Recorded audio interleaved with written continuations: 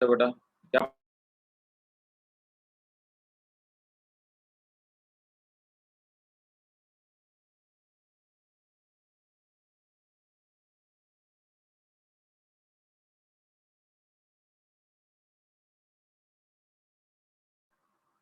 Hello, am I audible to you? Yes, sir. क्या पढ़ा होता हम लोगों ने बेटा लास्ट क्लास में? Sporozoid protozoa. मीन्स प्रोटोजोआ हमने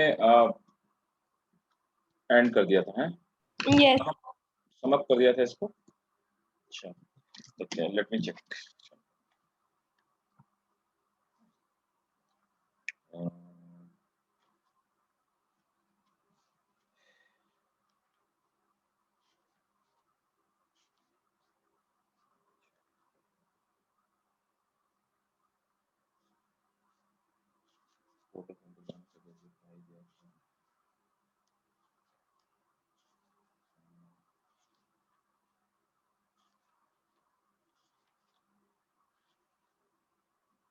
अच्छा, ये भी बता दिया था ना ciliated protozoa. Sir ciliated, chelated नहीं बताया था।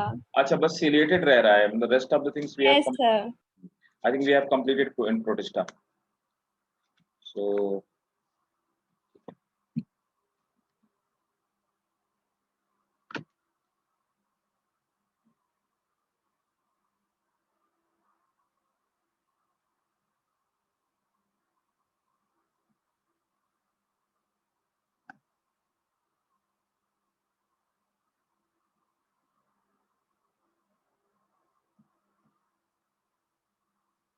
देखिए सिलिएटेड प्रोटोजोआ देखते हैं।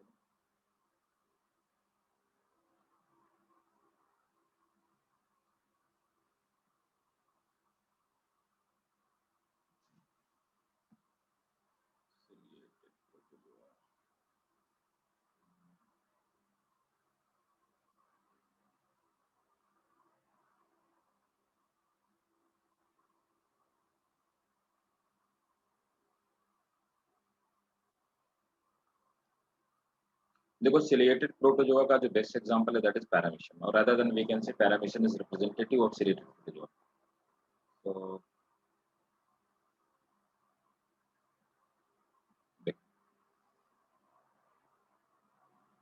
अब यहाँ पर आप देख पा रहे हैं, सबसे पहले मेन चीज क्या है कि हमने यहाँ पर प्रोटोजोआ में जो क्लासिफाई किया था, the sole basis behind it was locomotion, है ना। तो लोकोमोशन और दूसरा क्या था, second that was the nutrition, है ना। तो न्यूट्रिशन के बेसिस पे और लोकोमोशन के बेसिस पे हमने यहाँ पे प्रोटोजोआ को क्लासिफाई किया था। तो यहाँ पर इनका मोड ऑफ ट्रांसपोर्टेशन जो होता है वो सिलिया होता है।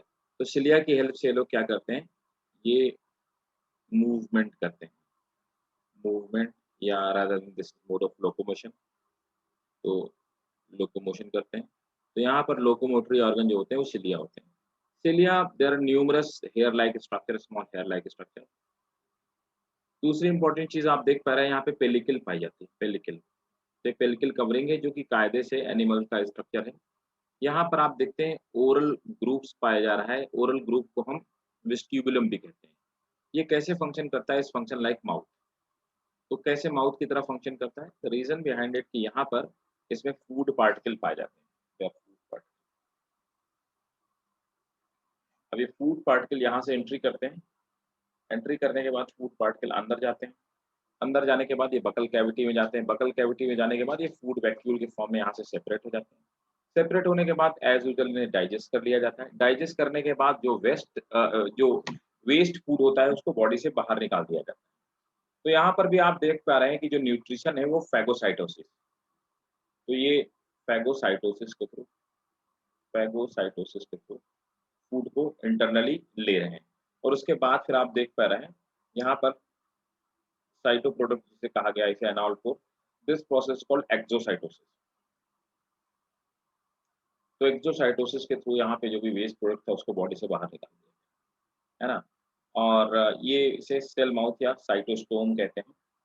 इसके बाद यहाँ पे फूड पार्टिकल हैं, ये आप देख रहे हैं साइटोप्लाज्म हो गया, साइटोप्लाज्म में, और ये कुछ मैक्रो न्यूक्लियस, में दो न्यूक्लियस पाई जाती है, एक मैक्रो न्यूक्लियस, दूसरी माइक्रो न्यूक्लियस। अब देखो यहाँ दो न्यूक्लियस का रिलेशन, तो यहाँ पर हम लोग ये बोलते हैं कि they have dimorphic nucleus.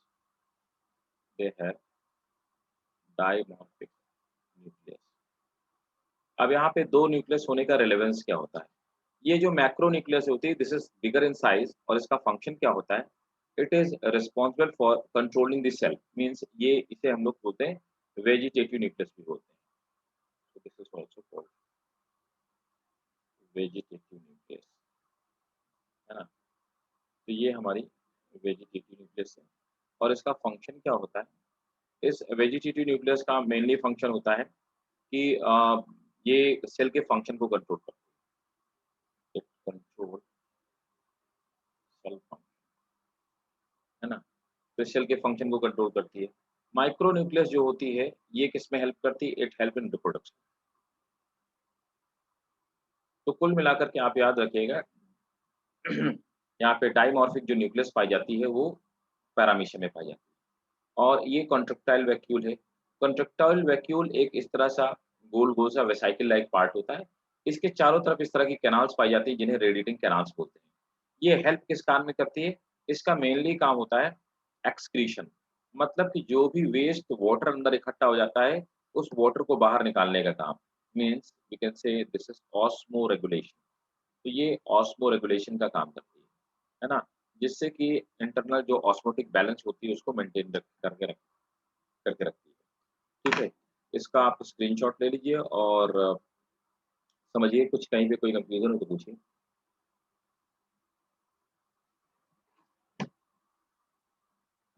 And this is पैरामीशन।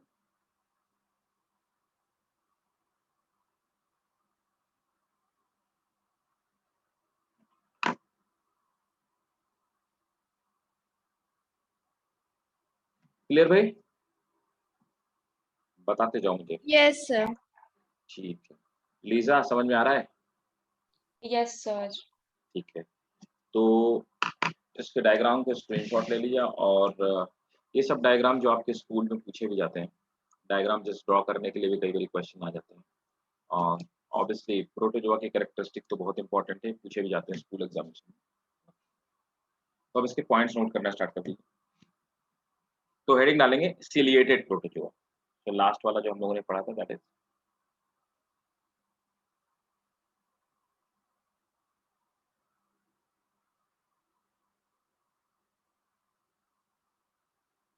Ciliated protozoa. ये है पैरामीशियम। नोट करें।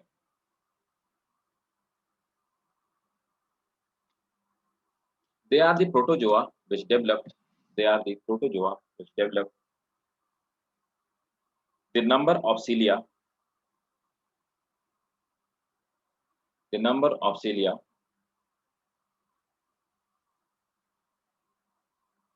during a part, during part or whole life cycle. During a part or whole life cycle. Next one.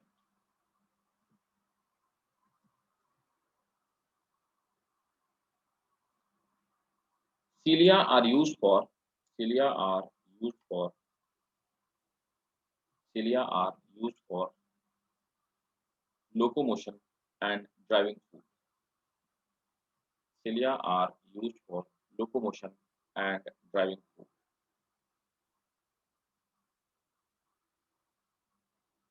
Next point. Most of ciliated protozoa are free living, मतलब ये parasite नहीं होते, maximum free living होते हैं। Most of ciliated protozoa are free living, found in fresh water or marine water, found in fresh water or marine water.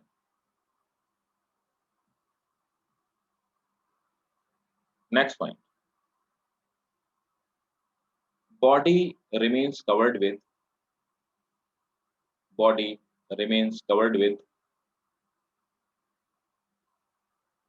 pellicle. Body remains covered with pellicle.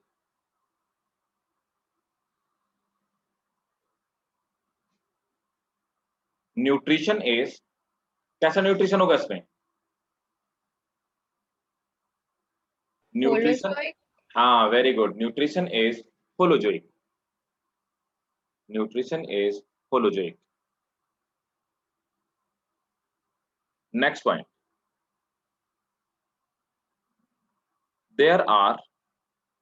there are two nucleus in paramecium.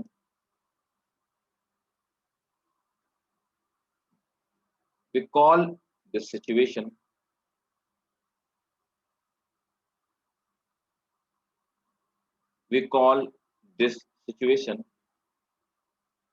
nuclear dimorphism.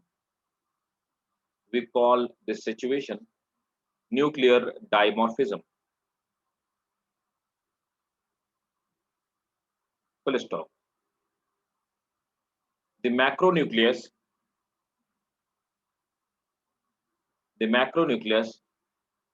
is larger in size. The macronucleus larger in size and responsible for larger in size and responsible for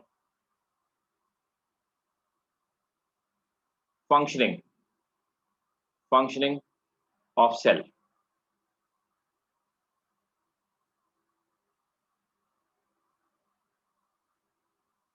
The micronucleus takes part in sexual reproduction.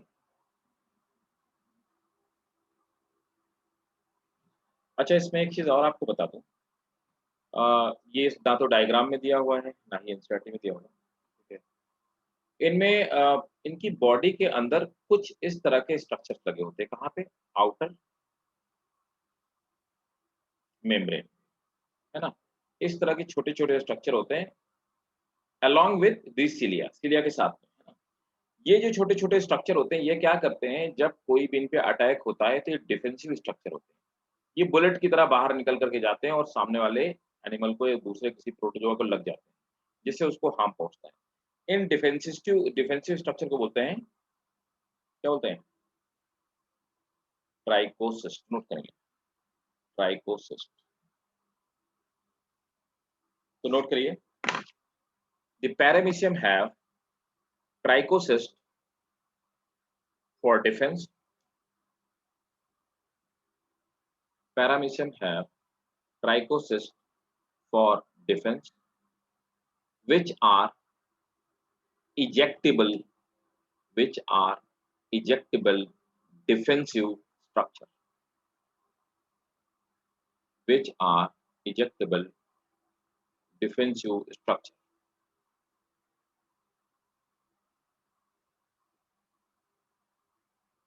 ठीक है.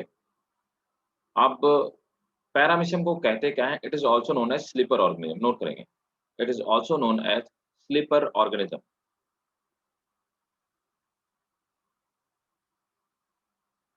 ठीक है, इसको हम sleeper organism कहते हैं. So this was all about the protozoa and this was all about the protista. ठीक भाई, कोई डाउट बताओ? No, sir. कोई डाउट नहीं. ठीक है, तो हमने मोनेरा कर लिया, प्रोटिस्टा कर लिया, है ना. अब देखो हम लोग नेक्स्ट किंगडम में आते हैं. नेक्स्ट कौन सा है? फंजाई. फंजाई थोड़ा सा देखो, अभी तक तो ये दिस वाज इजी. फंजाई में थोड़ा सा आपको याद रखना पड़ेगा. अच्छा, मैं आपको एक पहले बता देता हूँ कि फंजाई में हमारे लिए इंपॉर्टेंट है. पहले हम लोग ये बात करते हैं. मैं दोनों ही लिहाज से बात करता हूँ, नीड के एंगल से और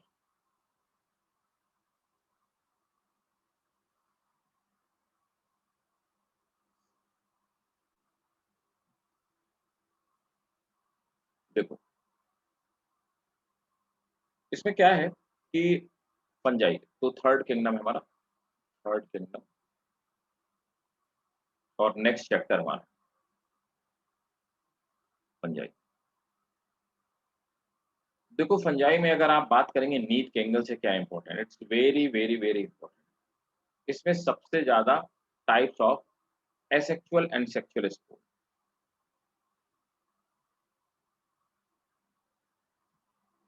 इससे क्वेश्चन बहुत पूछा जाता है. मैच द फॉलोइंग, कौन सा एसेक्सुअल स्टोर है, कौन सा सेक्सुअल है, और इनमें से कौन सा हैप्लॉइड है, डिप्लॉइड है, कौन सा ऐसा है जो अनफेवरेबल कंडीशन में बनता है, कौन सा फेवरेबल वगैरह वगैरह, है ना। दूसरा इकोनॉमिक इंपॉर्टेंस, फंजाई का यूज क्या होता है, जहां जहां पर यूज के क्वेश्चन दिए हों वो आपको ध्यान में रखने पड़ेंगे, इसकी जो इकोनॉमिक इंपॉर्टेंस होती है। ये दो चीजें जो होती हैं ये बहुत ज्यादा इंपॉर्टेंट, और मेनली सेक्सुअल स्पोर्ट्स से बहुत सारे क्वेश्चन पूछे जाते हैं। इकोनॉमिक इंपॉर्टेंस एंड मैं साथ में जोड़ना चाहूंगा एग्जाम्पल्स, पूछ लिया जाता है कि ये किस फंजाई की किस क्लास का मेंबर है ना, ड्यूटेरोमाइसिटीज का, एस्कोमाइसिटीज का, बेसिडोमाइसिटीज का वगैरह वगैरह, ठीक है। तो दिस इज वेरी इंपॉर्टेंट, है ना। अब फंजाई पहले स्टार्ट करने से पहले ना, पहले फंजाई में क्या क्या चीजें होती है कुछ बेसिक बात समझ लेते हैं। तो इसको थोड़ा सा हम समझ के पढ़ने की कोशिश करेंगे, और आप लोग भी बताइएगा जहाँ पर आपको ना समझ में आए। तो give me one second.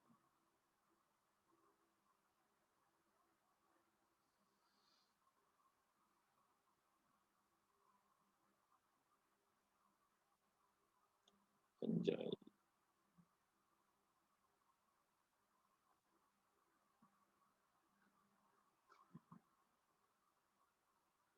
Classification,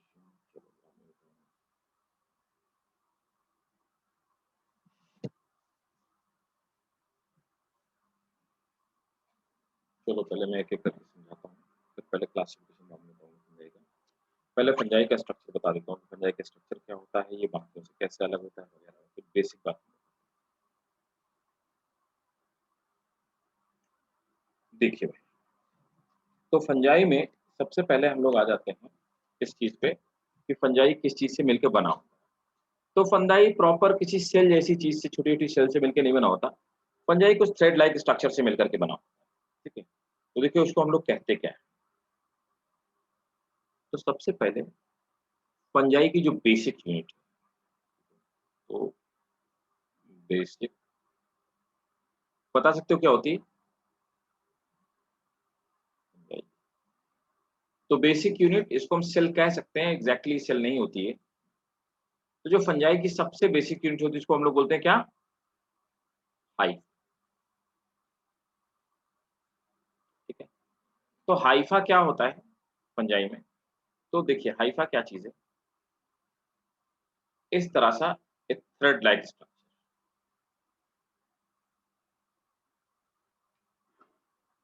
thread like structure. तो हाइफा एक थ्रेड लाइक स्ट्रक्चर, एक पॉइंट हो गई।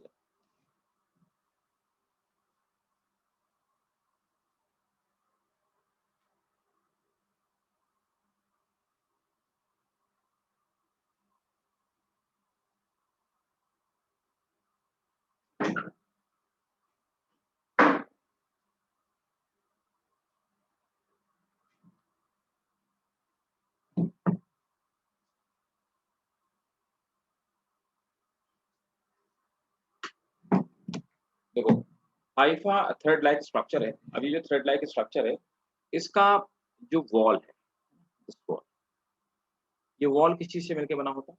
तो हाइफा जो थ्रेड लाइक स्ट्रक्चर इसकी वॉल बनी होती है, it is made up of chitin, है ना। काइटिन क्या है, बहुत गौर से मेरी बात को समझिएगा और इसको याद भी रखिएगा। काइटिन को क्या बोलते हैं, क्या चीज है काइटिन, लीशा क्या होता है काइटिन। सर मेरे को नहीं पता। अदिति काइटिन क्या होता है। सर काइटिन सेल वॉल होती है right, very fungus. Good. Fungus की, मतलब काइटिन कैसा केमिकल है, किस टाइप का केमिकल है, किस कैटेगरी में रखते हैं उसे। तो देखो फंगस की जो वॉल, कुल मिलाकर के फंगस की वॉल, समझना लीजावत को। तो हमने पढ़ा था कि प्लांट की वॉल किस चीज की बनी होती है, तो प्लांट की वॉल तो बनी होती है सेलुलोज, हाँ राइट, सेलुलोज की बनी होती है ना। लेकिन फंगस की वॉल सेलुलोज की नहीं बनी होती है। जैसे हमने बैक्टीरिया में देखा था कि बैक्टीरिया में जो वॉल होती है वो पेप्टाइडोग्लाइकन की बनी होती है, वैसे प्लांट में सेलुलोज की बनी होती है। यहाँ पर फंगस की जो वॉल होती है एक सब्सटेंस से बनी होती है chitin. And now my question is that what is chitin. Chitin is एक टाइप ऑफ कॉम्प्लेक्स कार्बोहाइड्रेट। तो काइटिन एक तरह का कॉम्प्लेक्स कार्बोहाइड्रेट है ना, है केमिकली ये भी वही चीज है और केमिकली सेलुलोज भी वही चीज है, लेकिन ये सेलुलोज की नहीं होती। काइटिन को ही हम लोग बोलते हैं, क्या बोलते हैं? फंगल सेलुलोज, याद रखिएगा। तो काइटिन को हम लोग फंगल सेलुलोज बोलते हैं। और ये जो एक यूनिट होती है, इसको हम हाइफा कहते हैं, है ना? अब क्या होता है, फंगस हाइफा के फॉर्म में नहीं पाया जाता, है ना? तो फंगस किस फॉर्म में पाया जाता है? ये बहुत सारे हाइफा मिलकर के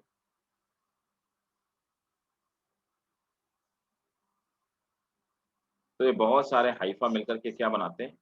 ये बनाते हैं माइसीलिया।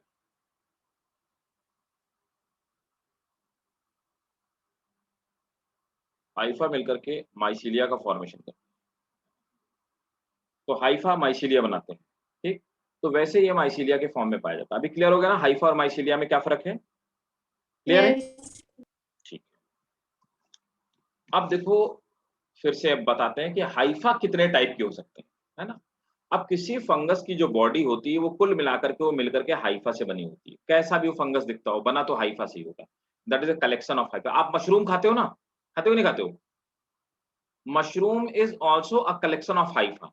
वो भी हाइफा से ही मिलके बना होता है। तो कुल मिला के सेल की जगह यहाँ पे जो इसका बेसिक स्ट्रक्चर है, वो हाइफा कहता है।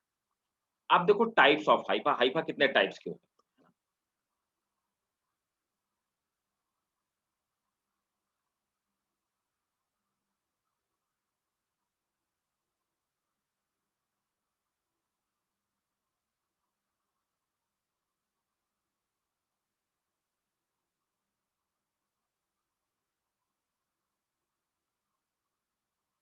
अब देखो हाइफा के टाइप कितने होते हैं? अब हाइफा के टाइप में क्या होता है? एक तो हाइफा नॉर्मली ऐसे होते हैं। तो ये बाहर एक थ्रेड लाइक स्ट्रक्चर है और इसमें क्या है, इस तरह से बहुत सारी न्यूक्लियस तैर रही है ना? तो अब देखिए यहाँ पर इसको हम लोग क्या बोलते हैं? इसे हम लोग बोलते हैं एसेप्टेट हाइफा।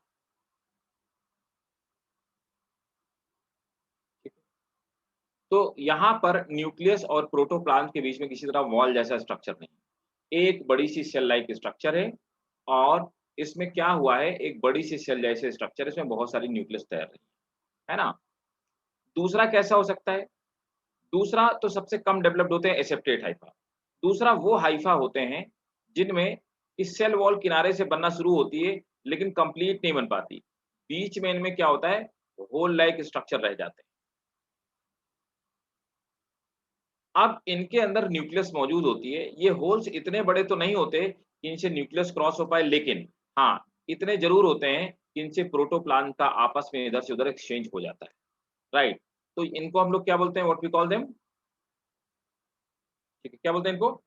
इन्हें हम लोग बोलते हैं पार्शियली सेप्टेट हाइफा।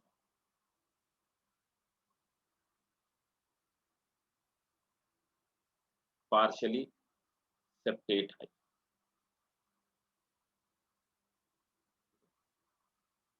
ओके, अब देखो नीचे आ जाते हैं।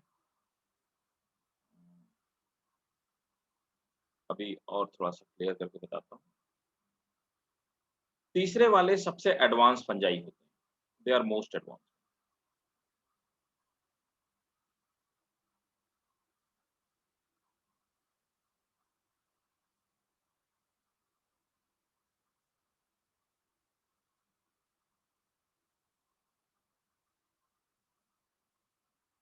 ठीक है? दे आर कॉल्ड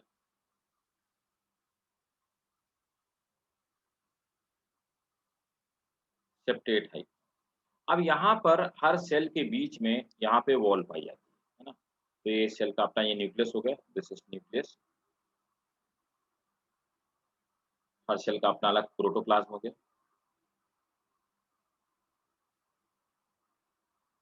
और ये जो हर सेल का हो गया, दिस इज कॉल्ड सेप्टा। ठीक है? तो सेप्टा, न्यूक्लियस और प्रोटोप्लाज्म, इसको हम लोग सेप्टेट हाइफा बोलते हैं। और यहाँ पर क्या है, ये जो पाया जाता है, this is called central core. ये जो छेद है बीच में, इसको बोलते हैं सेंट्रल सेप्टल कोर। ऊपर वाले में किसी भी तरह की सेप्टा जैसी कोई कंडीशन नहीं पाई जाती। ऐसी कंडीशन जिनमें सेप्टा नहीं पाया जाता है, एसेप्टेट होते हैं, एक ही माइसीलिया के अंदर बहुत सारे न्यूक्लियस तैरते रहते हैं, क्या कहते हैं बता सकते हो तुम में से कोई इनमें? इन्हें क्या कहते हैं? कोई बता सकता है? एनी वन ऑफ यू बताइए भाई। The cell which have multiple nucleus, what we call them? Unicellular and multi nucleate. हाँ, क्या बोलते हैं? मल्टी सेल्यूलर, मल्टी न्यूक्लिएटेड, हाँ, मतलब उसको बहुत कहते हैं, उसके लिए एक टर्म यूज करते हैं यहाँ पे। लीजा बताओ क्या कहते हैं? यूनिन्यूक्लिएट एक न्यूक्लियस है, but there are multiple, sorry, unicellular एक ही सेल है, but there are multiple nucleus. तो यूनिसेलुलर मल्टीपल न्यूक्लियस के लिए हम एक टर्म यूज करते सर मल्टीन्यूक्लिएट सेल्स। हैं। मल्टी न्यूक्लिएट तो कहते हैं, लेकिन बेटा यहाँ पे फंगस में मैं वही आपको बताना चाहता हूँ कि फंगस में यहाँ पे इस कंडीशन को हम थोड़ा सा अलग से डिफाइन करते हैं। मैं बता देता हूँ, आप याद रखिएगा। कभी भी साइटोप्लाज्म। हाँ, ना ना ना, ऐसे सी से है उससे भी बोलते हैं। देखो, अगर यूनिसेलुलर कंडीशन है, यूनिसेलुलर और मल्टी न्यूक्लिएट, अगर ये सिचुएशन है, मतलब कि एक सेल में बहुत सारे न्यूक्लियस, इस कंडीशन को हम लोग बोलते हैं सिनोसिटिक। एक मिनट, जस्ट सीओई, सिनोसिटिक कंडीशन। इसको बहुत सारे लोग कोइनोसिटिक कहते हैं, दैट इज रॉन्ग। कोइनोसिटिक नहीं कहते, इसे हम लोग बोलते हैं सिनोसिटिक कंडीशन। ठीक है, क्लियर है? तो एसेप्टेट हाइफा कैसे होते हैं? Aseptate hyphae are always coenocytic. Am I clear? Yes. Draw करो, इसको बना लो बेटा पहले।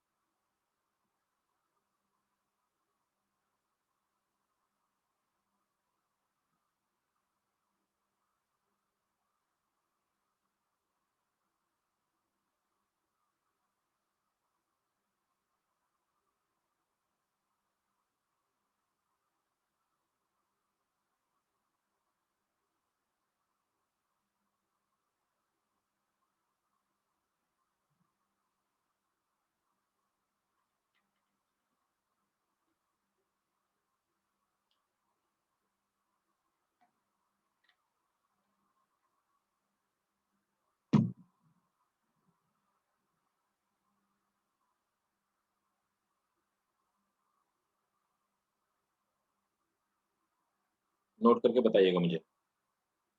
यस सर, हो गया। कर लिया लीजा? सर कर रही हूँ। कर लीजिए, करके बताइएगा मुझे। और कहीं पे कोई डाउट आ रहा हो तो पूछिए।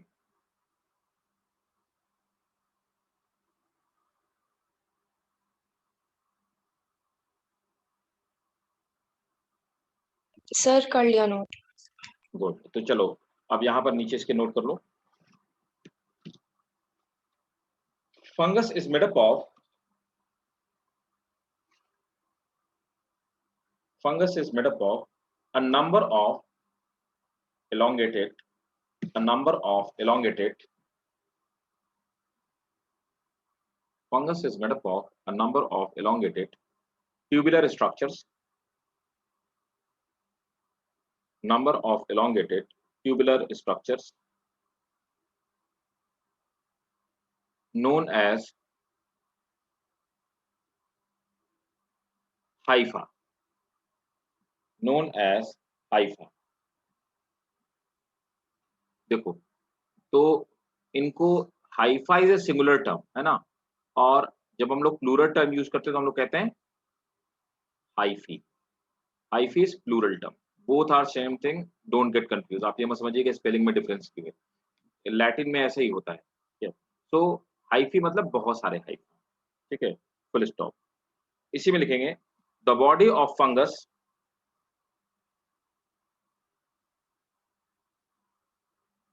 the body of fungus having number of hyphae, number of hyphae, which is known as mycelium.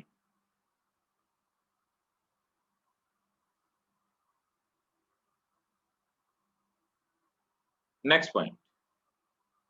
In most of fungus, there are two distinct phases. In most of fungus, there are two distinct phases in their life cycle. The first one is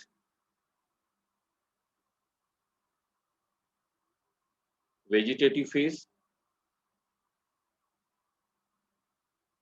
and the second one is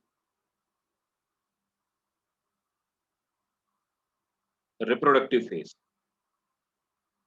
Second one is reproductive phase. तो पहली vegetative phase है, फिर दूसरी reproductive phase.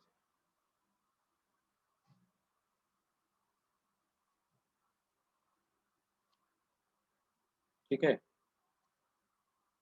आप देखो ये septate, aseptate और ये सब समझ में आ गया है ना। अब देखो यहाँ पर क्या है, एक स्पेशल है, ये क्वेश्चन कई बार पूछा गया है कि एक फंगस होता है, अभी मैं आपको क्लासिफिकेशन बताऊंगा। तो एक फंगस है बेसिडियोमाइसीटीज, हो सकता है आपने नाम नहीं सुना होगा, बेसिडियोमाइसीटीज। बेसिडियोमाइसीटीज में ये क्या होता है, this is also a type of partially septate, partially septate hypha, है ना। इसमें पार्शियली सेप्टेट हाइफा पाया जाता है, लेकिन इसमें जो सेप्टा होता है, it have a special septa, it have a special type of septa. इसका थोड़ा जो सेप्टा होता है ये अलग टाइप का, स्पेशल टाइप का होता है। इसे हम लोग कहते क्या है, we call it dolipore septum, dolipore septum, इसको हम डोलीपोर सेप्टम कहते हैं। अच्छा, अब डोलीपोर सेप्टम होता कैसा है एग्जैक्टली? एक्चुअली क्या है कि जो सेप्टा होता है, आप समझिए, मैं पहले बना देता हूँ फिर आप समझ जाएंगे। ये एक हाइफा हो गया,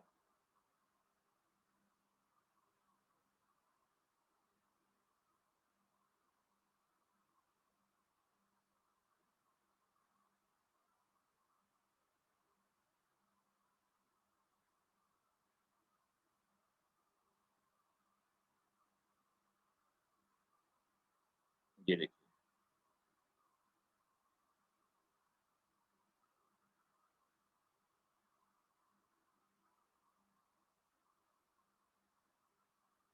देखो इस तरह से बैरल शेप, डोलीपोर सेप्टम कैसा होता है, ये बैरल शेप होता है, बैरल शेप होता है। तो अगर पूछा जाए कि बैरल शेप्ड हाइफा किसमें पाया जाता है या डोलीपोर सेप्टम किसमें पाया, तो उसका आंसर होगा बेसिडियोमाइसीटीज। ये बहुत इंपॉर्टेंट है, ये नीट में कई बार पूछा होगा भी क्वेश्चन। तो देखो इधर भी न्यूक्लियस होगी और इधर भी न्यूक्लियस होगी, न्यूक्लियस तो इसको नहीं पास कर पाएगी, है ना, न्यूक्लियस से सेप्टम को नहीं क्रॉस कर सकती, लेकिन ये कि प्रोटोप्लाज्मिक ऐसिड उधर वाले सेप्टम को क्रॉस कर लेगा। क्लियर है? Yes, sir. ठीक है, नोट कर लीजिए इसको, डोलीपोर सेप्टम को।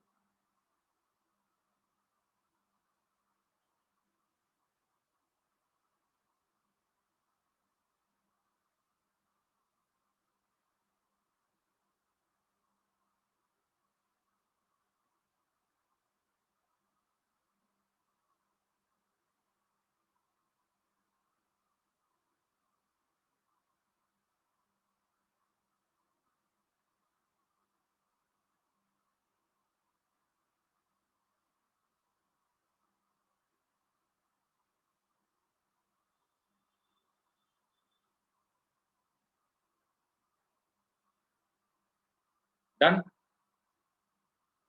Yes, sir. नोट करिए, Basidiomycetes possess Basidiomycetes possess a special type of hypha. Basidiomycetes possess a special type of hypha known as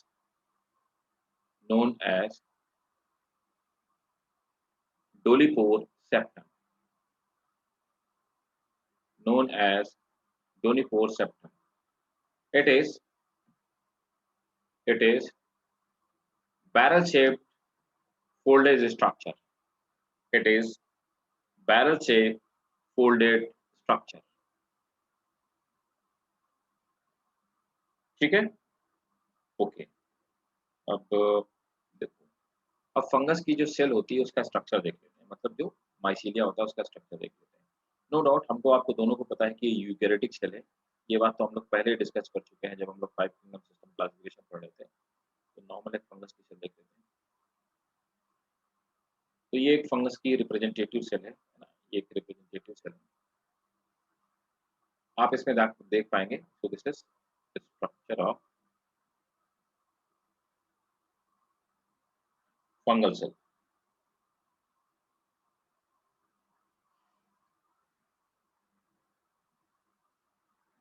और ये किसका स्ट्रक्चर है, नीचे आप देखिए ईस्ट का स्ट्रक्चर है ना। तो अब आप देखेंगे सबसे बाहर की तरफ सेल वॉल इसमें मौजूद है, और हम अभी पढ़ चुके हैं कि सेल वॉल एक चीज की बनी होती है जो है काइट, ठीक है। इसके नीचे प्लाज्मा मेम्ब्रेन पाई जाती है ना, तो प्लाज्मा मेम्ब्रेन मौजूद है, और उसके अंदर की तरफ यहाँ पे प्रोटोप्लाज्म, छोटे छोटे स्ट्रक्चर हैं, राइबोसोम। राइबोसोम का काम क्या होता है, प्रोटीन सिंथेसिस।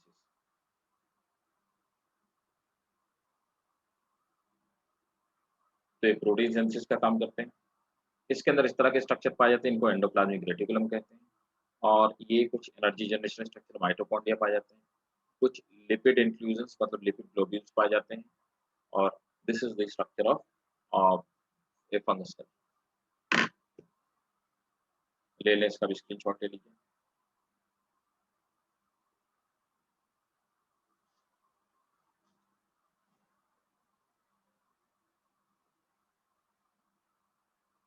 ठीक बेटा, यस सर, एक ठीक, कोई नहीं, आराम से करो, जब हो जाए तभी बोलना।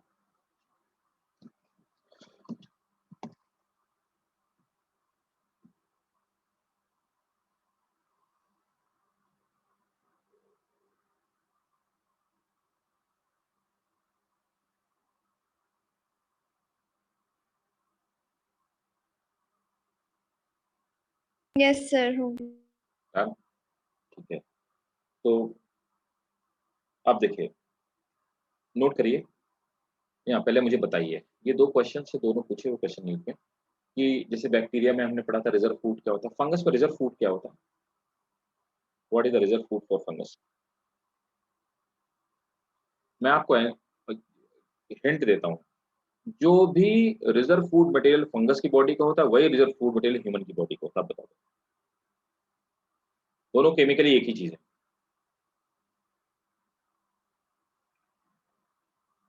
तो देखो, sir glycogen. Very good, glycogen is the reserve food material. तो वही हमारी बॉडी में होता है, हमारे लिवर में पाया जाता है ना, ग्लाइकोजन। और ग्लाइकोजन है क्या चीज, दिस इज कॉम्प्लेक्स कार्बोहाइड्रेट। तो एक कॉम्प्लेक्स कार्बोहाइड्रेट, ये हमारी बॉडी में भी लिवर में स्टोर किया जाता है। कार्बोहाइड्रेट हम लोग पढ़ेंगे आगे की क्लासेस में, नोट करेंगे। Glycogen is glycogen and oil. Glycogen and oil is the reserve food material. The reserve food material of fungus body. Of fungus body. अब देखो, फंगस में सेक्सुअल रिप्रोडक्शन है ना होता है, और एसेक्सुअल रिप्रोडक्शन। तो नोट करेंगे, ये तो था, देखो इसके सेल की स्ट्रक्चर, मतलब ये स्ट्रक्चरल पार्ट था। अभी हम फंगस के जनरल कैरेक्टरिस्टिक पढ़ रहे हैं, अभी हम क्लासिफिकेशन की बात नहीं कर रहे हैं, ना ही स्पेसिफिक कैरेक्टरिस्टिक की बात कर रहे हैं। अभी हम उन जनरल कैरेक्टरिस्टिक की बात कर रहे हैं जो ये बता रहे हैं कि फंगस होता कैसा है, ठीक है। अब नेक्स्ट है reproduction. Fungus reproduce with the help of all three methods. Fungus reproduce with the help of all three methods: sexual, asexual, and sexual, asexual and vegetative reproduction. Sexual, asexual and vegetative reproduction. अब देखते हैं type.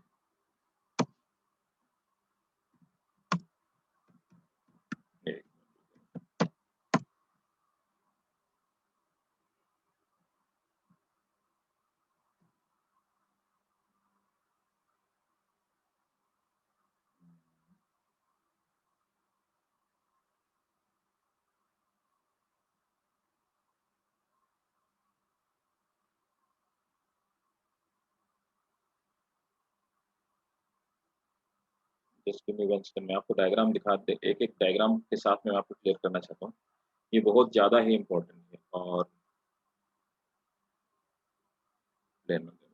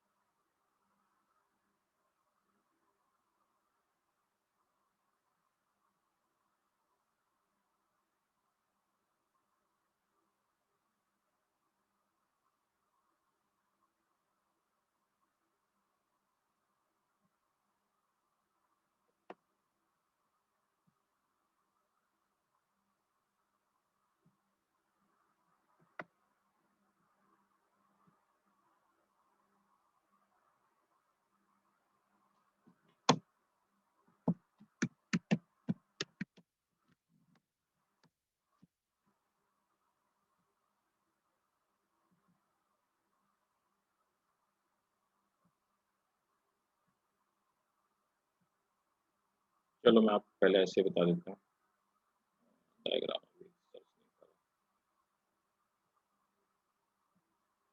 देखो कितने type का reproduction होता है, मेरी बात को बहुत ध्यान से समझिएगा, बिल्कुल गौर से समझिएगा। और ये आपको याद रखना पड़ेगा क्योंकि फंगल स्पोर से ज्यादा किसी का भी सेक्सुअल एसेक्सुअल स्पोर आपसे नहीं पूछा जाएगा। तो पहला टाइप होता है, इसमें कितने टाइप का वो होता है रिप्रोडक्शन, पहले वो बता देता हूँ, है ना। तो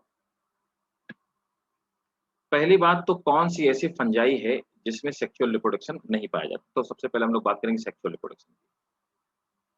तो कोई बता सकता है कौन से ऐसा फंजाई का ग्रुप है जिसमें सेक्सुअल रिप्रोडक्शन नहीं पाया जाता। देखिए ये भी क्वेश्चन बहुत इंपॉर्टेंट, ये आपके स्कूल वाले भी पूछेंगे और आपके नीट के लिए भी इंपॉर्टेंट है। तो फंजाई का एक क्लास है, उसे बोलते हैं ड्यूटेरोमाइसिटीज। तो जो ड्यूटेरोमाइसिटीज के ग्रुप में जो फंजाई है, इनमें मेनली रिप्रोडक्शन कैसे होता है, ये मेनली रिप्रोडक्शन कहते हैं या तो एसेक्सुअल मेथड से और या ही वेजिटेटिव मेथड से, है ना। तो इनमें सेक्सुअल मिसिंग है, एसेक्सुअल और वेजिटेटिव। इसीलिए हम लोग इस ग्रुप के फंजाई को कहते हैं, ये परफेक्ट नहीं है क्योंकि सभी में बाकी सेक्सुअल रिप्रोडक्शन पाया जाता है। इसीलिए इनको हम लोग क्या बोलते हैं, पूछा जाता है, इनको फंजाई इम्परफेक्टाई क्यों बोलते हैं, फंजाई इम्परफेक्ट। कुछ साइंटिस्टों का मानना है, ये बात पे आगे नोट करो, कुछ साइंटिस्टों का मानना है कि ये एक्चुअल में ये जो मेंबर हैं ये एस्कोमाइसिटीज के मेंबर है। एस्कोमाइसिटीज एक ग्रुप है ना, क्लास है फंजाई का। तो इनका मानना है कि एस्कोमाइसिटीज के मेंबर है, लेकिन इनमें सेक्सुअल रिप्रोडक्शन नहीं पाया जाता, इसलिए इनको एस्कोमाइसिटी से हटा करके फंजाई इम्परफेक्टाई कह दिया गया। ठीक है। और बहुत सारे लोगों का मानना है कि ये एक आर्टिफिशियल ग्रुप है ना। ये बात हम लोग फिर से दोबारा रिपीट करेंगे जब मैं आपको पढ़ाऊंगा फंजाई इम्परफेक्टाई मतलब क्लासिफिकेशन पढ़ाऊंगा। तब तक के लिए आप ये जान लीजिए कि ड्यूटेरोमाइसिटीज एक फंगस का क्लास है जिसमें सेक्सुअल रिप्रोडक्शन नहीं पाई जाती या सेक्सुअल स्टेज इनकी एब्सेंट होती है। ठीक है। अब देखो यहाँ पर होता कैसे है, समझिए बात। तो सेक्सुअल रिप्रोडक्शन होता कैसे,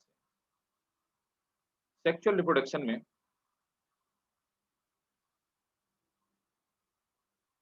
सबसे पहले क्या होता है कि दो गैमीट या दो सेल्स हैं, एक ये गैमीट है और दूसरा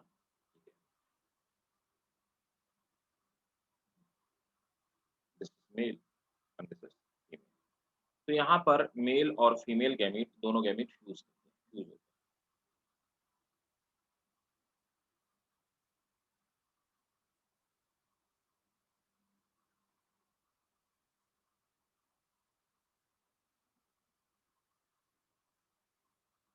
दोनों गैमीट आपस में फ्यूज कर जाते हैं।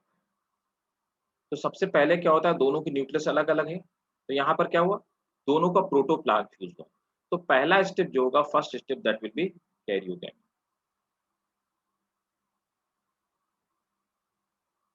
Karyogamy, this is fusion of nucleus.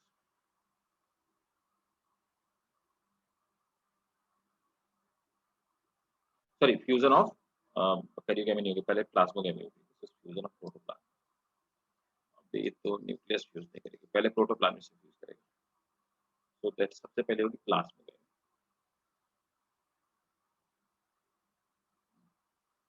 तो प्लाज्मोगैमी होगी, plasmogamy that is fusion of protoplasm. तो दोनों न्यूक्लियस, जब दोनों गैमीट फ्यूज हुए हैं, उनका प्रोटोप्लाज्म से फ्यूज हुआ है, फ्यूजन ऑफ प्रोटोप्लाज्म। उसके बाद अगली स्टेज क्या होती है, प्रोटोप्लाज्म तो फ्यूज हो गया, नेक्स्ट स्टेज में, तो this was the first stage plasmogamy and it is forward bye karyogamy. तो फंगस में ऐसा होता है कि प्रोटोप्लाज्म पहले फ्यूज हो जाता है, उसके बाद दोनों की न्यूक्लियस आपस में फ्यूज होकर के एक न्यूक्लियस हो जाती है, that is fusion of nucleus. Fungus में एक स्टेज और होती है, बहुत ध्यान से मेरी बात को समझिएगा। क्या होता है कई बारी, क्योंकि ये सब मैं जनरल बातें बता रहा हूँ, कई बारी क्या होता है कि प्लाज्मोगैमी टेक्स प्लेस। तो इन जनरल क्या होता है, पहले प्लाज्मोगैमी हुई, फिर कैरियोगैमी हो गई, है ना। और इसके बाद फिर क्या क्या बनता है, जाइगोट। जाइगोट यहाँ नहीं बनता है। हम इसको जाइगोट नहीं कह सकते, क्या कहेंगे, कोई बता सकता है। लोअर प्लांट में, लोअर एनिमल में इनको जाइगोट नहीं कहा जाता, इन्हें बोलते हैं जाइगोस्पोर। क्यों भाई, क्योंकि इससे एम्ब्रियो नहीं बनेगा, ये खुद में स्पोर की तरह बिहेव करेंगे, इसलिए इनको जाइगोस्पोर। जाइगोट, जाइगोट हम वहां कहते हैं जहां पे पहले एक डिप्लॉइड सेल बनती है और उसके डिवीजन से एम्ब्रियो का फॉर्मेशन। क्लियर है। Yes sir. तो मतलब इवन ये टर्म हमको नहीं यूज करना, ब्रायोफाइट इसमें अलगी में भी नहीं यूज करना, फंजाई में भी नहीं यूज करना, प्रोटिस्टा और मोनेरा में भी नहीं यूज करना, इन सब में हम एक ही टर्म यूज करेंगे, जाइगोस्पोर, है ना। अब देखो यहाँ पर क्या हुआ, प्लाज्मोगैमी टेक्स प्लेस।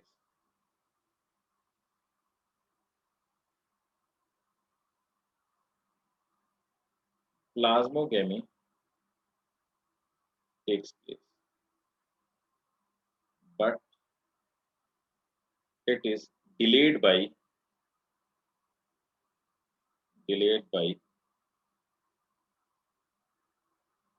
कैरियोगैमी। यहाँ पर प्लाज्मोगैमी तो हो गई, लेकिन कैरियोगैमी नहीं होती,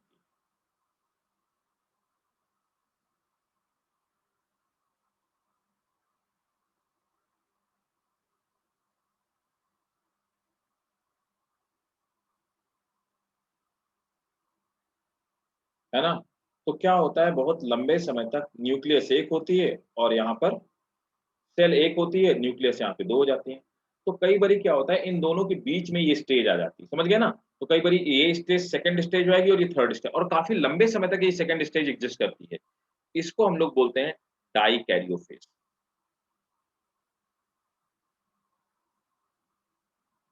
बोलो भाई अदिति, लीजा, ये मेरी बात समझ में आ गई, मैं क्या कहना चाहता हूँ। Yes sir. तो फंगस में आपको डाई कैरियोफेज भी देखने को मिलेगी, जो कि ना तो प्रोटोजोआ में दिखेगी, ना आपको इसमें मोनेरा में दिखाई देगी, ना ही प्लांट में दिखेगी, बाकियों में नहीं दिखेगी। ये ऐसी इस तरह की कंडीशन फंगस में ही पाई जाती है, नोट करो।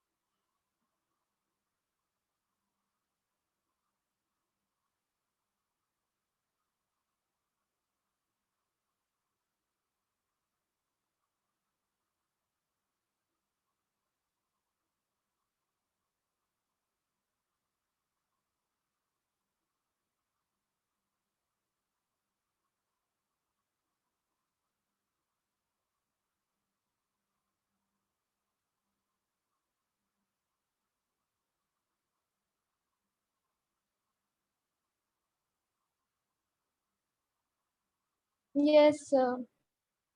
ठीक, लीजा हो गया? Yes, sir.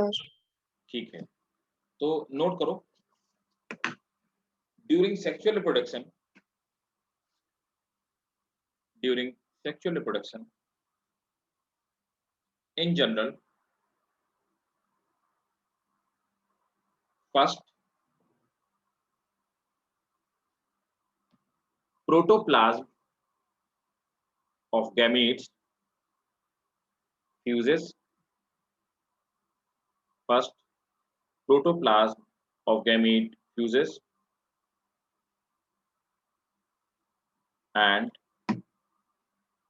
it is called protoplasm of gamete fuses, and it is called plasmogamy. Full stop. Plasmogamy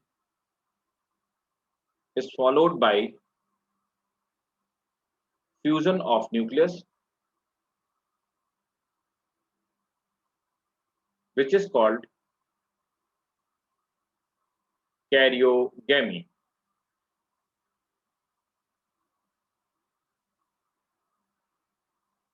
Full stop. By this,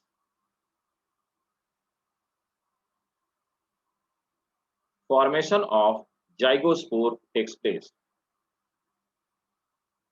By this, formation of zygospore takes place. Next point लिखेंगे, sometime plasmogamy takes place, but karyogamy delayed for sometime plasmogamy takes place, but karyogamy delayed for longer time period.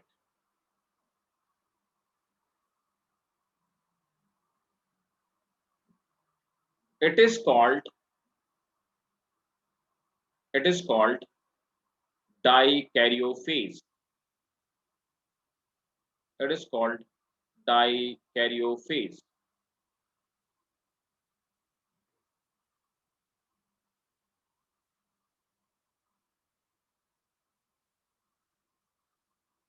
अब types of sexual reproduction, कितनी तरह से sexual reproduction देखो,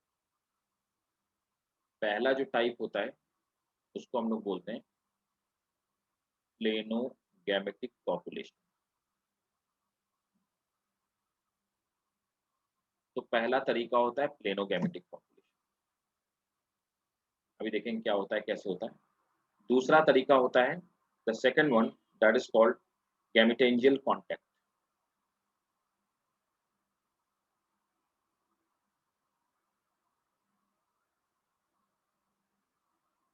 गैमेटेंजियल contact. Third one is called gametangial population.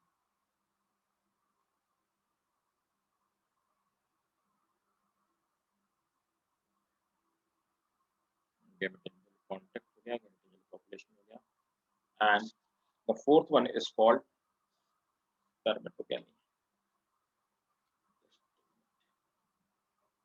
स्पर्मेटोगैमी।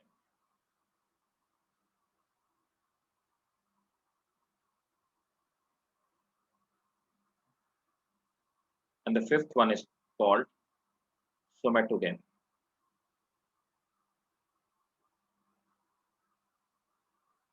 इतने type का sexual reproduction पाया जाता है।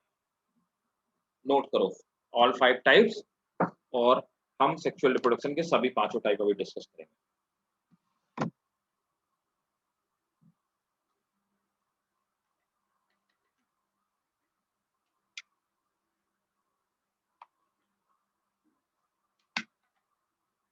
Yes, sir. ठीक, देखो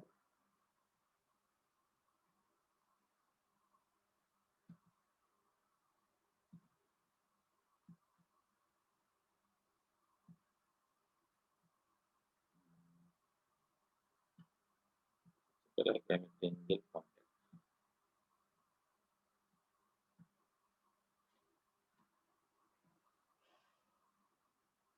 प्लेनोगेमेटिक पॉपुलेशन, पहले मैं बता देता हूँ प्लेनोगेमेटिक पॉपुलेशन क्या है।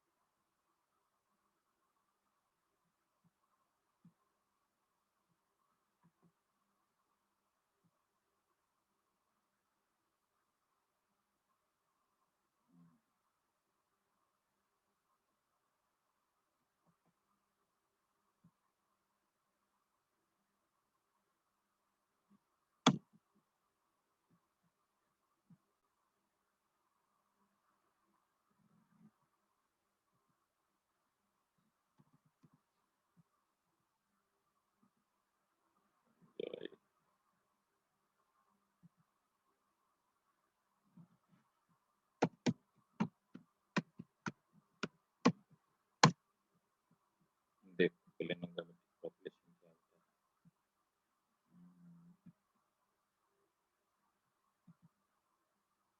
बहुत छोटा डायग्राम, चलो समझ में आ जाएगा।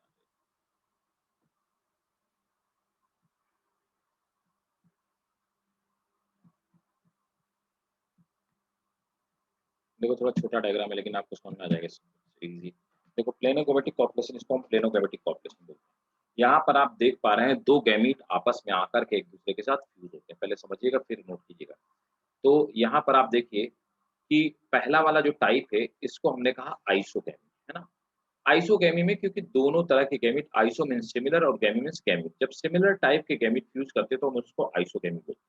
तो आइसोगैमी में क्या होता है, गैमीट्स आर फिजिकली सिमिलर, है ना। सो दे आर फिजिकली, मतलब ये देखने में सिमिलर है, तो हम बोलेंगे गैमीट्स आर फिजिकली सिमिलर, ठीक है। या रादर देन फिजिकली, मैं थोड़ा सा और सोफिस्टिकेटेड टर्म यूज करता हूँ, तो मैं कह सकता हूँ कि गैमीट्स आर मॉर्फोलॉजिकली सिमिलर, है ना। तो यहाँ पर गैमीट्स आर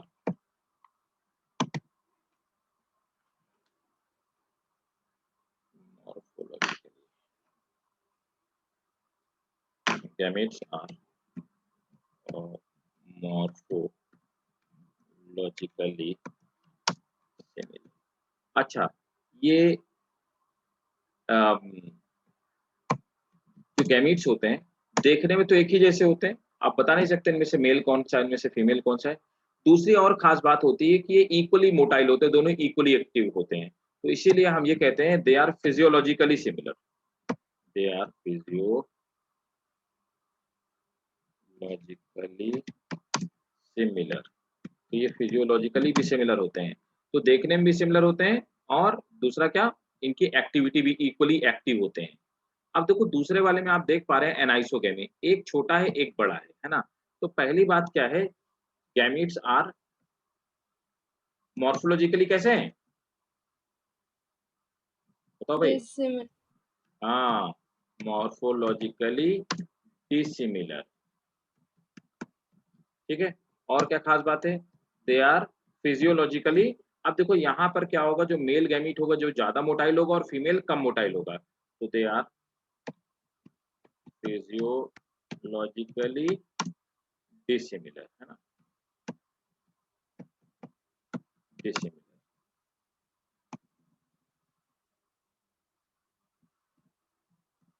ठीक है। और क्या खास बात होती है, यहाँ पर फीमेल लार्जर, फीमेल कैसी होगी, लार्जर होगी, larger and less active, while male is smaller and more active, ठीक है। अब देखो यहाँ पर इसी तरह से ऊगैमी में आते हैं। अब जब हम लोग ऊगैमी की बात करेंगे तो ऊगैमी में मेल और फीमेल में और ज़्यादा डिफरेंस है। आप देखोगे oogammy में कि जो ये मेल होता है, ये मेल तो बहुत छोटा है लेकिन कंपैरेटिवली जो फीमेल है, वो बहुत बड़ा है ना? तो अब आप यहाँ पर देखेंगे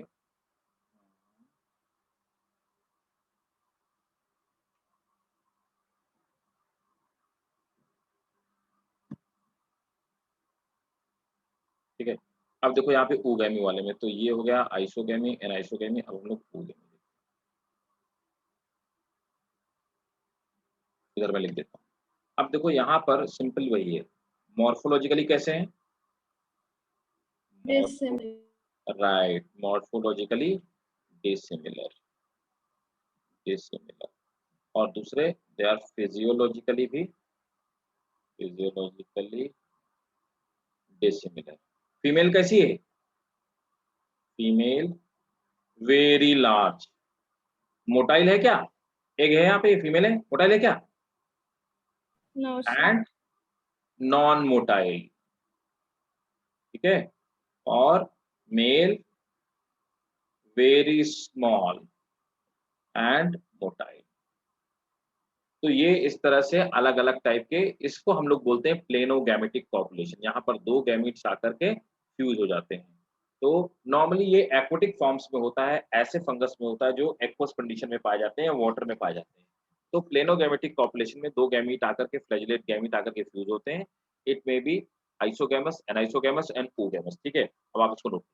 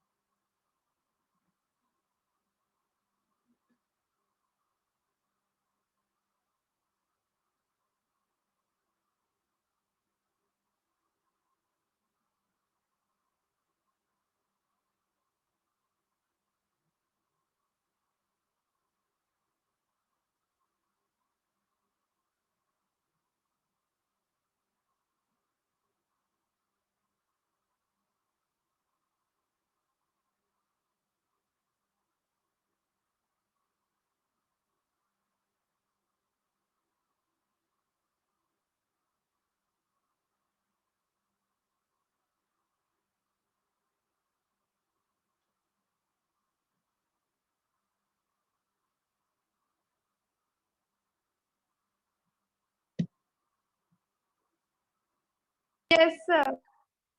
डन? Yes, sir. ठीक है। नोट करेंगे। Generally the gametes are flagellated and it takes place in, generally gametes are flagellated and it takes place in aqueous form. It takes place in aqueous form, ठीक है?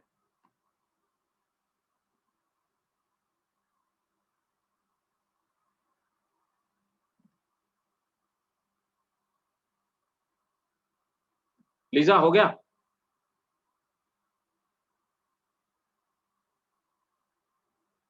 Lisa Yes, sir. कर लिया बेटा? ठीक है। सबने कर लिया ना? तभी मैं हटाऊंगा, है ना? और समझ में भी आ गया? तो प्लेनोगैमेटिक पॉपुलेशन पूछा जाएगा कि अब वहां पे आपको कंफ्यूज नहीं होना कि प्लेनोगैमेटिक कहाँ होता है, मेनली एक्वेटिक होता है। क्यों? फ्लैजिला पाए जाते हैं, किस लिए पाए जाते हैं? तैरने के लिए पाए जाते हैं, स्विम करने के लिए पाए जाते हैं। फ्लैजिला की हेल्प से मेल और फीमेल गैमीट एक दूसरे के पास तक पहुंच पाते हैं, ठीक है? कैसे होता है? मेनली पहले प्रोटोप्लाज्म फ्यूज होता है तो प्लाज्मोगैमी होगी, फिर न्यूक्लियस फ्यूज होती है तो कैरियोगैमी होगी, राइट? कितनी तरह का हो सकता है? 3 तरह का हो सकता है, आइसोगैमस, एनाइसोगैमस और oogamous, ठीक है? तो दैट इज अ प्लेनोगैमेटिक पॉपुलेशन। तो ये हमारा पहला टाइप था। अब आ जाते हैं भाई दूसरे टाइप। तो दूसरा टाइप मैंने आपको बताया था गैमीटेंजियल कॉन्टैक्ट, है ना? चलो, कोई डाउट हो तो साथ के साथ पूछते जाना, वरना मैं आपसे तो जरूर पूछूंगा। The second one is that is gametangial contact. Okay, gametangial contact आपको बता देते हैं।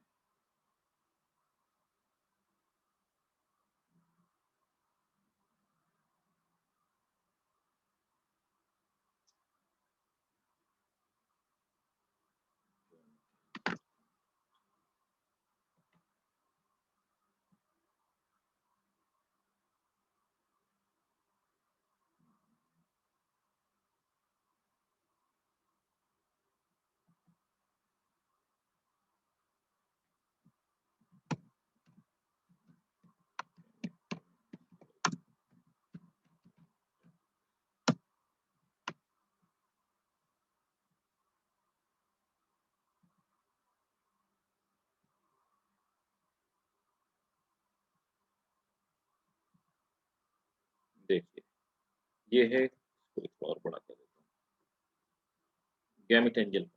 अब देखो गैमेटेंजियल कॉर्टेक्स में क्या होता है कि दोनों ही मेल और फीमेल। अच्छा एक और बात है, आप पहले मुझे बताओ, थोड़ा सा क्लियर करो कि सेक्सुअल रिप्रोडक्शन दो तरह से होता है ना, दो तरह से। तो एक होता है कहाँ पे, फंगस में। एक होता है हेट्रोथैलिक और दूसरा होता है होमोथैलिक। क्या होते हैं ये भी आपको खूब पढ़ने को मिलेगा, हेट्रोथैलिक एंड होमोथैलिक। दोनों लोग बताओ भाई मुझे।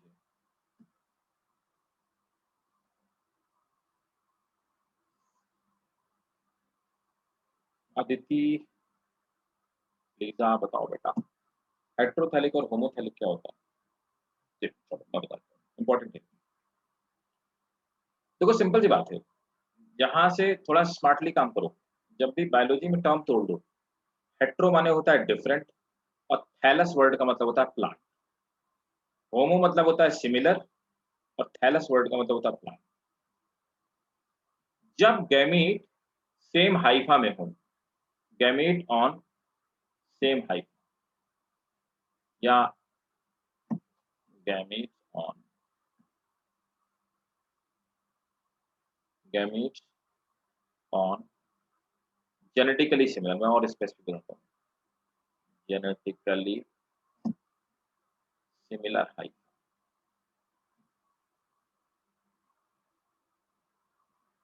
तो ये जेनेटिकली सिमिलर हाइफा मतलब दोनों जेनेटिकली सिमिलर हाइफा पाए जाएंगे, तो उनको बोलते हैं होमोथैलिक, है ना।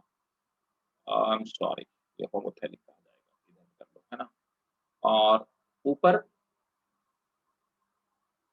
अगर गैमीट अलग अलग जेनेटिकली डिफरेंट थैलस में हो, जेनेटिकली डिफरेंट हाइफा में, तो gametes on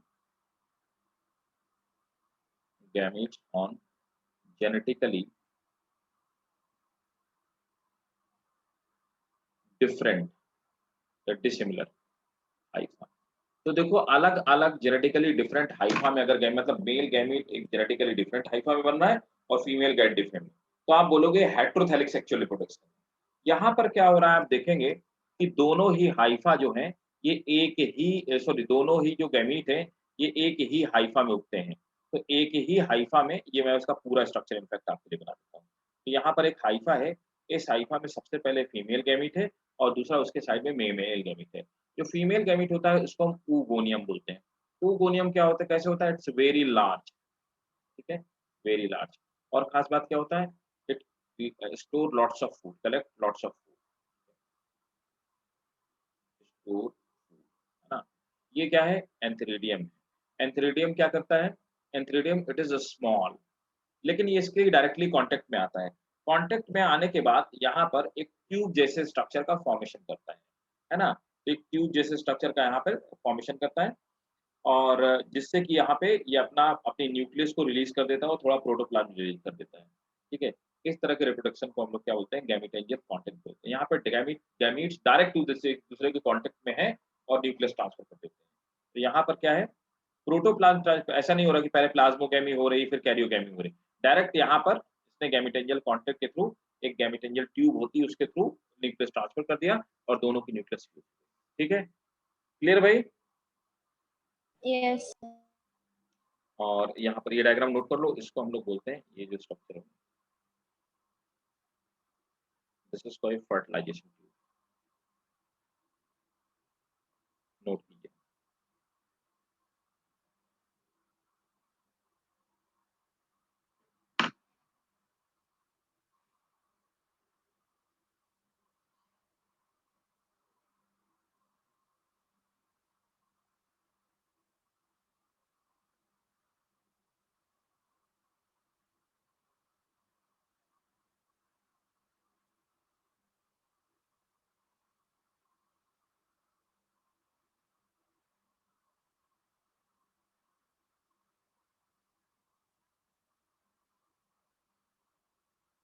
Yes, sir.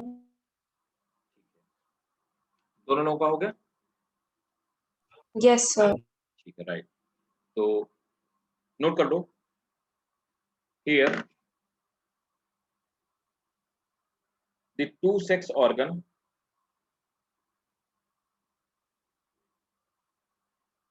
originate on same hypha.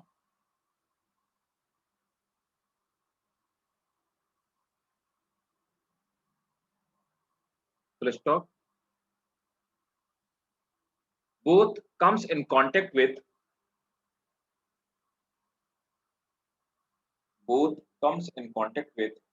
fertilization tube and male transfers its nucleus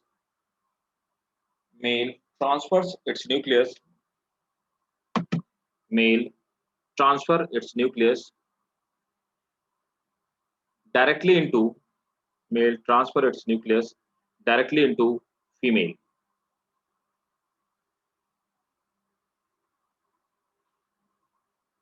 ठीक है, चलिए ये हो गया। अब आ जाते हैं गैमेटेंजियल पॉपुलेशन। क्लियर, समझ में आ रहा है ना? होमोथेलिक हेटेरोथेलिक आ गया। Yes, sir.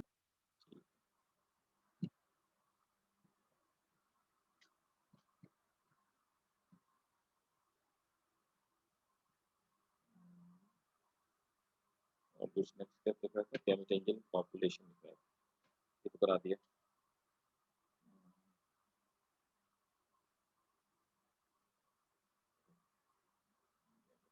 कांटेक्ट करवा दे, गैमेटेंजियल पॉपुलेशन करवाना है। गैमेटेंजियल पॉपुलेशन करा देगा।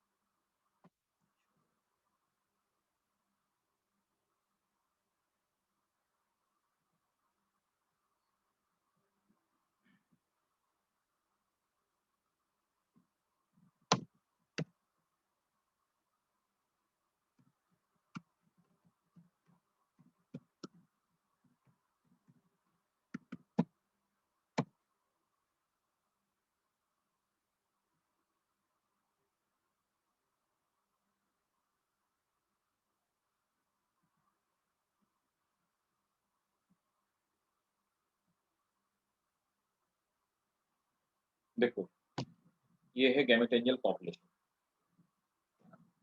देखो गैमेटेंजियल पॉपुलेशन में क्या होता है, अब देखो मेरी बात को बहुत ध्यान से समझिएगा। वहां पे हमने पढ़ा कि गैमेटेंजियल कॉन्टेक्ट जो होता है उसमें मेल और फीमेल हाइफा दोनों एक ही पे होते हैं, वो कैसे थे, होमोथेलिक।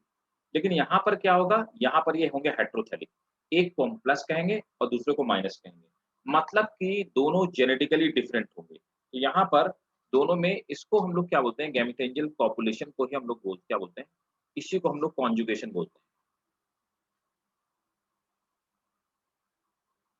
कॉन्जुगेशन भी इसी को बोलते हैं। So it's type of in fact it's type of conjugation। और यहाँ पर क्या है, हाइफा का थोड़ा सा पार्ट इधर निकल के आता है, यहाँ पे निकल के आता है, तो दोनों अलग अलग, मतलब कि ये कैसा हुआ, ये हेटेरोथेलिक होता है, ये हेटेरोथेलिक सेक्सुअल रिप्रोडक्शन। तो मतलब कि इसमें जेनेटिकली डिफरेंट टाइप के जो हाइफा होते हैं वो एक दूसरे के कांटेक्ट में आते हैं। अब दूसरा क्या है, तो they will be genetically different.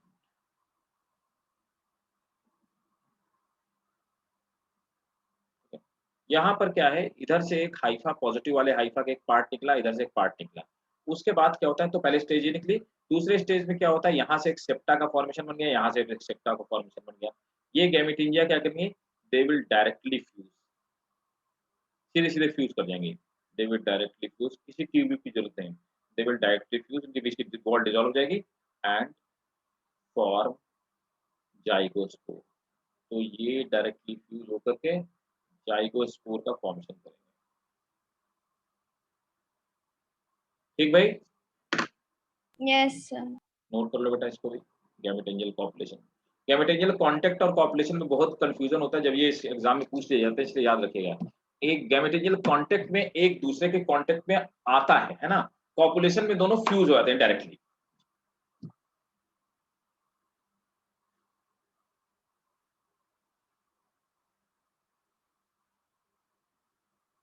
Yes, sir. हो गया? Yes, sir.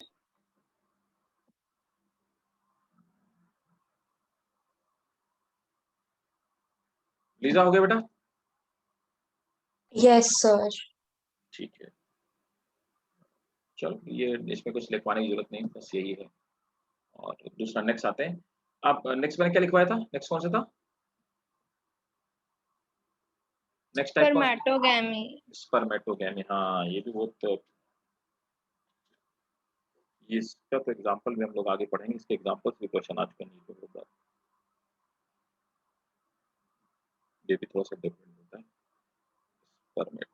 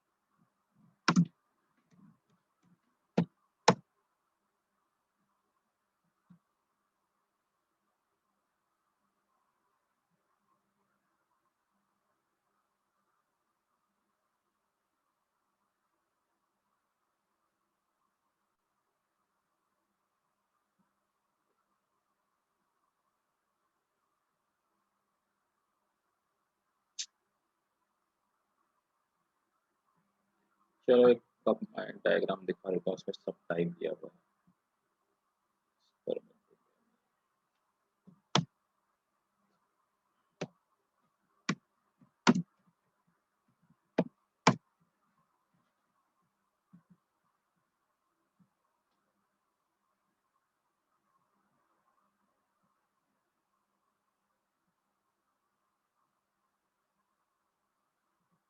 देखो ये ऊपर वाला पहले तो हो गया, प्लेनोगैमेटिक पॉपुलेशन हो गया है ना। दूसरा क्या हो गया, दूसरा हमारा हमारा ये हो गया, कहाँ गया, गैमेटेंजियल कांटेक्ट, ये हमने पढ़ लिया। गैमेटेंजियल पॉपुलेशन, अब आते हैं स्पर्मेटोगैमी और सोमेटोगैमी दो। अब देखो स्पर्मेटोगैमी में क्या होता है, इसमें खास बात क्या है कि स्पर्मेटोगैमी में जो मेल गैमीट है वो देख वो नॉन मोटाइल है ना, मतलब है तो मोटाइल, वाटर के थ्रू मोटाइल, इसमें कोई फ्लैजिला नहीं है। इसको हम लोग स्पर्मेटियम कहते हैं, है ना। तो स्पर्मेटियम वाटर में मेनली तैरता रहता है। तीसरा क्या होता है, ये वाला आपका फीमेल गैमीट है। फीमेल गैमीट है, ये एक तरह से सुराही की तरह होता है ना, बॉटल की तरह होता है। और ये बॉटल नेक की तरह जो स्ट्रक्चर, इसको हम ट्राइकोगाइन कहते हैं। ट्राइकोगाइन क्या होता है, स्पर्मेटियम को रिसीव करने का काम करता है, एंड वी कॉल इट स्पर्मेटोगाइन। ठीक है, ट्राइकोगाइन क्या है, this is receptive organ, this is receptive organ. Clear, ये वाला स्ट्रक्चर बना लो।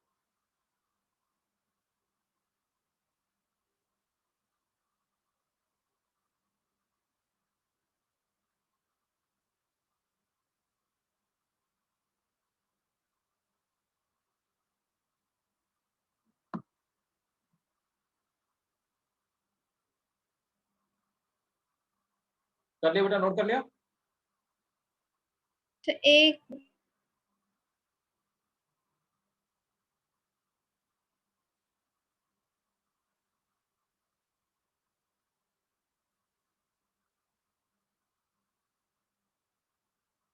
yes, sir. देखो वन लास्ट, दैट इज सोमेटोगैमी। मैंने जैसे आपको बताया, तो यहाँ पे कुछ नहीं होता, सोमेटोगैमी मतलब सोमेटिक हाइफा, तो यहाँ पर आप देखिए ये भी कैसा है, देखो ये भी हेट्रोथैलिक होगा, यहाँ पर देखिए दिस इज ऑल्सो हेट्रोथैलिक। यहाँ पर दो हेट्रोथैलिक हाइफा, ये देखिए इधर माइनस लिखा है प्लस, ये प्राइमरी माइसिलियम इनको हम लोग बोलते हैं।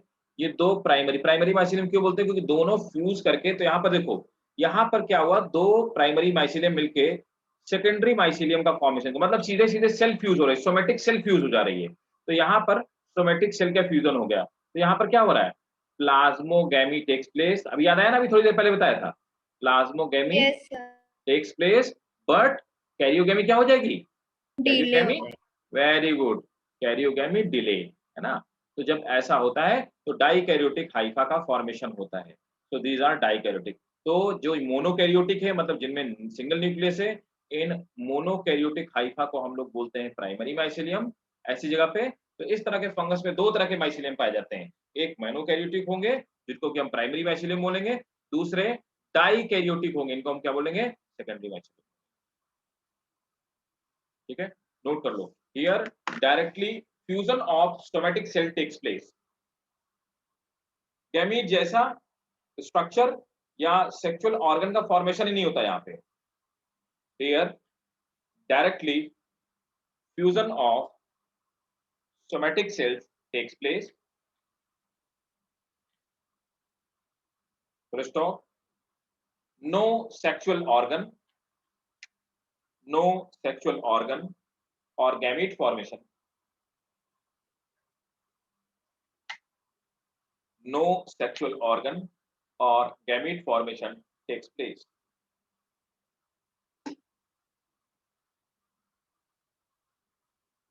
और ये डायग्राम नोट कर लीजिए, and this was all about the sexual reproduction of fungus। और नेक्स्ट क्लास में हम लोग स्टार्ट करेंगे एसेक्सुअल रिप्रोडक्शन, वेजिटेटिव और एसेक्सुअल रिप्रोडक्शन खत्म करेंगे, इसका फिर क्लासिफिकेशन पढ़िएगा घर जाकर के, तो डाउट हो तो पूछिएगा। लेकिन इसके स्पोर्ट्स चाहे वो सेक्सुअल हो चाहे एसेक्सुअल हो, उनको ध्यान से याद रखिएगा, वो बहुत ही फ्रीक्वेंटली पूछे जाने वाले क्वेश्चंस में से एक होता है। क्लियर भाई? Aditi, Lisa? Yes, sir. Yes. ठीक है, नोट कर लिया? Yes, sir. एक मिनट.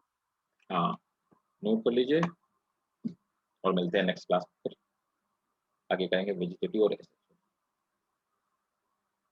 Yes, sir. हो गया. ठीक है, दोनों लोगों का हो गया ना? Yes, sir. ठीक है, चलो बेटा फिर मिलते हैं नेक्स्ट क्लास में। पढ़िएगा, इसको ध्यान से पढ़िएगा और प्रेफरेबली डायग्राम इससे नोट कर, डायग्राम बिल्कुल नोट कर लीजिएगा, है ना, Yes, sir. स्कूल के लिए भी इंपॉर्टेंट। ठीक है, चलो Yes, sir. Bye bye, Thank you. Take care.